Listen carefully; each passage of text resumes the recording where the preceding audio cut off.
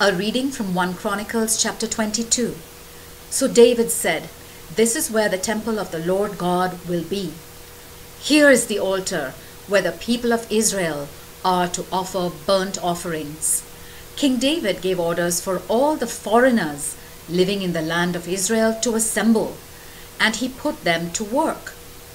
Some of them prepared stone blocks for building the temple.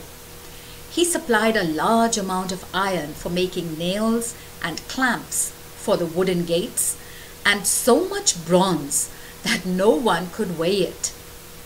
He had the people of Tyre and Sidon bring him a large number of cedar logs.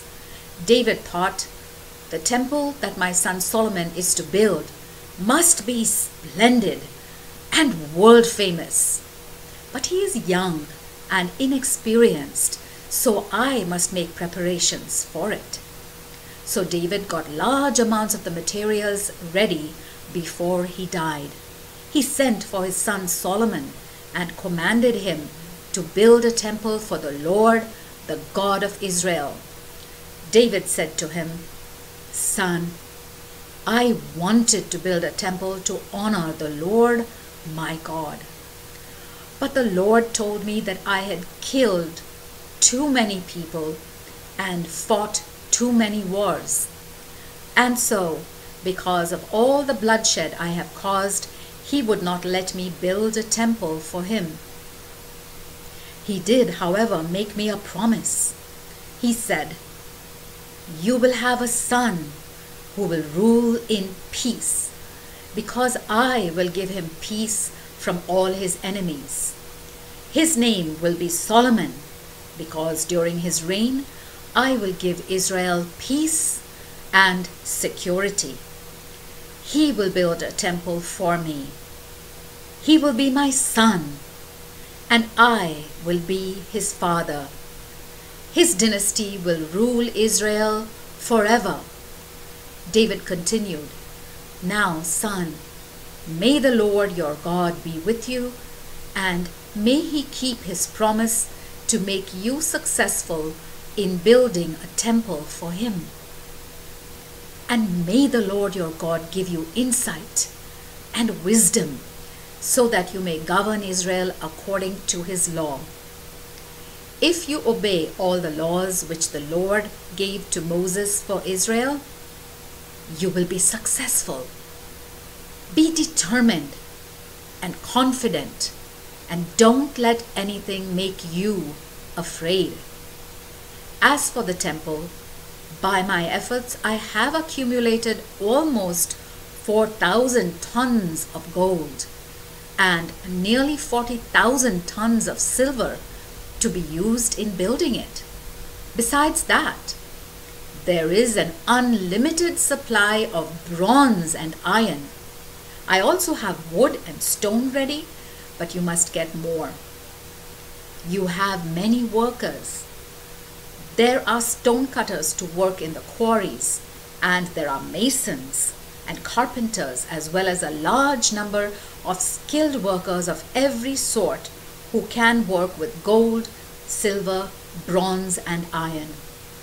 Now, begin the work, and may the Lord be with you."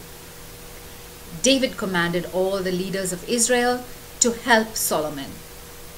He said, "The Lord your God has been with you and given you peace on all sides. He let me conquer all the people who used to live in this land, and they are now subject to you and to the Lord. Now serve the Lord your God with all your heart and soul. Start building the temple so that you can place in it the covenant box of the Lord and all the other sacred objects used in worshiping him." The word of the Lord. A reading from 1 Chronicles chapter 23. When David was very old, he made his son Solomon king of Israel. King David brought together all the Israelite leaders and all the priests and Levites. He took a census of all the male Levites aged 30 or older. The total was 38,000. The king assigned 24,000 to administer the work of the temple, 6,000 to keep records and decide disputes, 4,000 to do guard duty, and 4,000 to praise the Lord using the musical instruments provided by the king for this purpose. David divided the Levites into 3 groups according to their clans: Gershon, Kohath, and Merari. Gershon had 2 sons, Ladan and Shimei.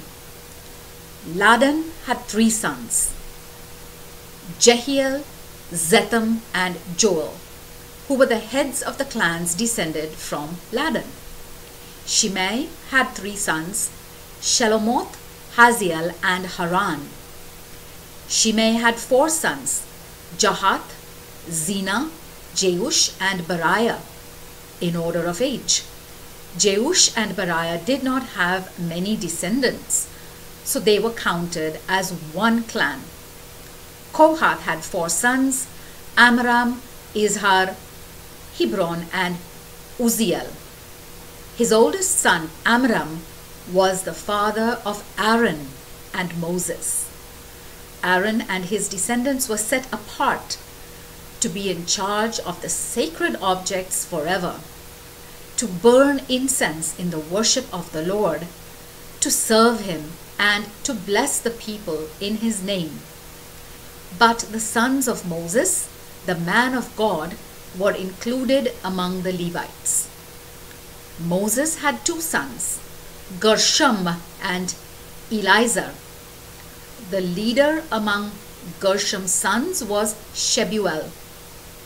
Eliezer had only 1 son, Rehabiah, but Rehabiah had many descendants. Kohath's 2nd son, Izhar, had a son, Shelomith, the head of the clan.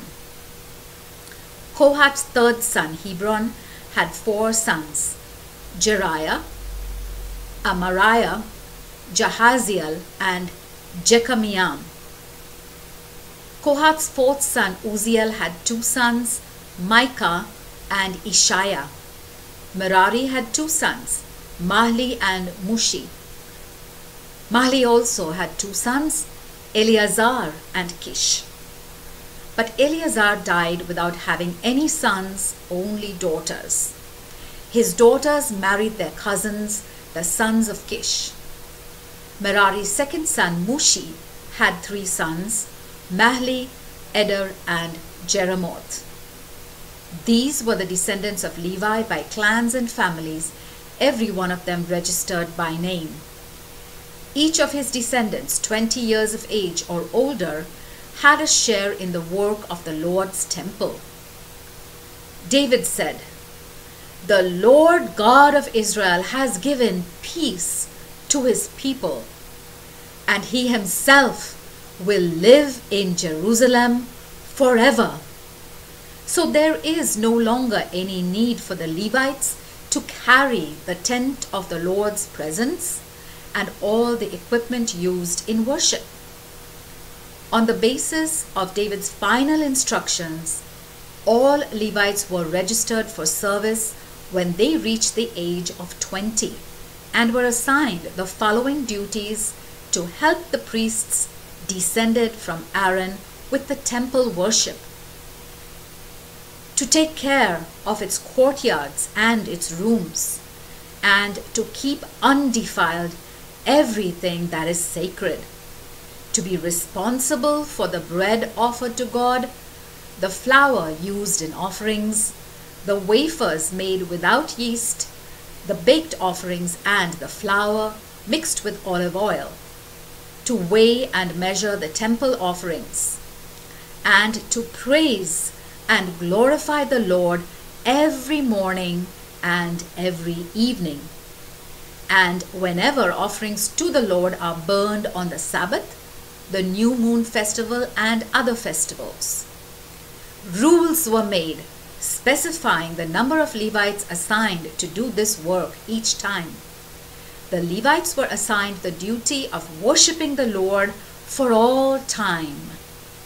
They were given the responsibility of taking care of the tent of the Lord's presence and the temple, and of assisting their relatives, the priests, descended from Aaron, in the temple worship. The word of the Lord.